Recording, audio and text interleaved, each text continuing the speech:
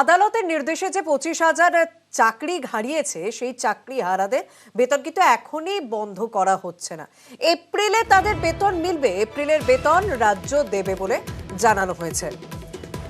চাকরি হারাদের বেতন এখনই বন্ধ করা হচ্ছে না। আদালতের নির্দেশে যে 2016 এসএসসি পুরো প্যানেল বাতিল করা হয়েছে, তাতে একাদশ দ্বাদশ যেমন রয়েছেন, গ্রুপ সি গ্রুপ ডি রয়েছেন, 25,753 জনের যে এই চাকরি গেল, এই যাদের চাকরি হারিয়েছে তাদের এপ্রিল মাসের বেতন কিন্তু দেওয়া হবে রাজ্যের তরফ থেকে।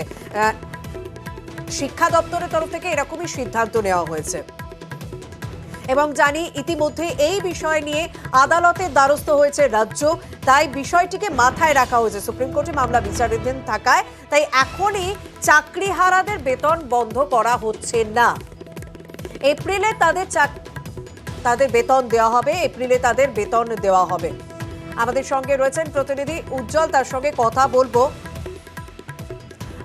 উজ্জ্বল, একটা বিষয় যে চাকরি যারা হারিয়েছেন 25,753 জন, স্বাভাবিক বিভিন্ন জায়গা থেকে প্রশ্ন উঠছে এবং ইতিমধ্যে রাজ্য আদালতের দ্বারস্থ হয়েছে, শীর্ষ আদালতের দ্বারস্থ হয়েছে, সেই খবর আমরা জানি। কিন্তু একটা তারা অকুল পাথারে পড়েছেন, তারা হঠাৎ করে চাকরি গিয়েছেন, কি করবেন তারা ভেবে পাচ্ছে না। আমরা দেখছি তারা আন্দোলনে বসছেন প্রায় প্রত্যেক দিনই, কিন্তু সেই সময় শিক্ষা দপ্তরের একটা সিদ্ধান্তে ঠিক কি কি বলা হয়েছে?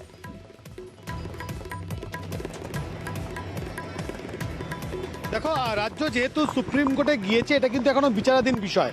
ফলত যখন বিচারাধীন বিষয়, সেক্ষেত্রে তাদের যে বেতন, সেই বেতন দিতে কিন্তু কোনো রকমভাবে অসুবিধা নেই, অর্থাৎ আইনি কোনো সমস্যা থাকার কথা নয়। সেক্ষেত্রে শিক্ষা দপ্তরের সূত্রে যা খবর, তাতে কিন্তু এই যারা রয়েছে অর্থাৎ প্রায় 26,000, সেই 26,000 প্রত্যেকেই কিন্তু বেতন দেওয়া হবে। চলতি মাসের যে বেতন, সেই বেতন তাদেরকে দেওয়া হবে এবং সেটাই কিন্তু এখনো পর্যন্ত আমরা শিক্ষা দপ্তর সূত্রে জানতে পারছি। ফলত এই জায়গায় যতদিন পর্যন্ত এই সুপ্রিম কোর্টে বিষয়টা ফয়সালা না হয়, ততদিন পর্যন্ত বিচারাধীন বিষয় থাকবে এবং তার ফলে চলতি মাসের বেতন তারা পাচ্ছেন, এমনটাই কিন্তু সূত্রের খবর।